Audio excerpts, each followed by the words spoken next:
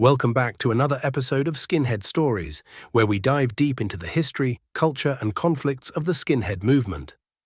In today's episode, we cover a tragic and defining moment in the US skinhead scene: the death of Paul Corallo in 1990.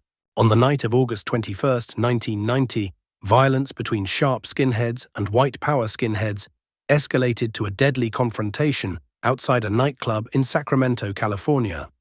The night ended with the tragic death of a 20-year-old skinhead originally from New York, Paul Corallo. The event sent shockwaves through the skinhead community across the United States. It all started around 11 p.m. outside the Club Me nightclub. A group of 6 sharp skinheads against racial prejudice. Skinheads found themselves face-to-face with 24 white power skinheads. While verbal clashes between the two factions were common, this night was different. For the first time, words turned into violence. Within less than a minute, chaos erupted. Outnumbered and cornered, the sharp skinheads deployed a mace tear gas canister to defend themselves, a tactic illegal in many countries but commonly used in the United States. They quickly retreated back into the club, trying to escape the violence.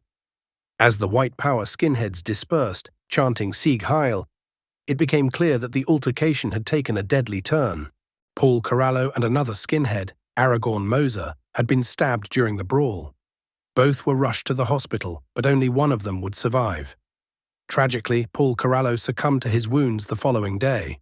The police quickly moved in, and 20-year-old Mike Ortiz, known as Iron Cross Mike, was arrested and charged with murder and attempted murder.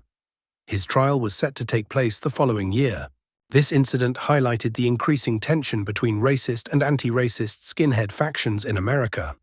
Since the late 1980s, media coverage had largely portrayed skinheads as synonymous with Nazi ideology, amplifying conflicts between the two sides. In cities across the US, violent clashes, shootings, and firebombings were becoming more common.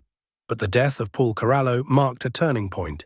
The Sacramento skinhead scene was already fragmented, with established groups like the Sacto Skins distancing themselves from both the sharp skinheads and the white power skinheads involved in the attack.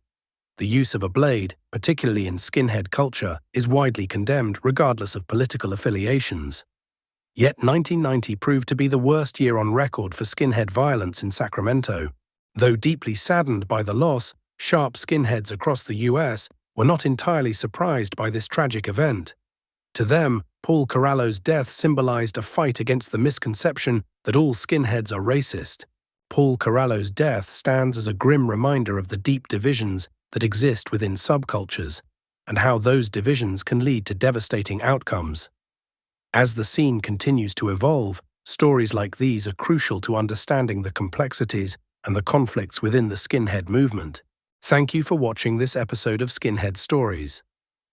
If you want more in-depth content like this, make sure to like, subscribe, and visit skinheadhistory.com. Stay tuned for more episodes.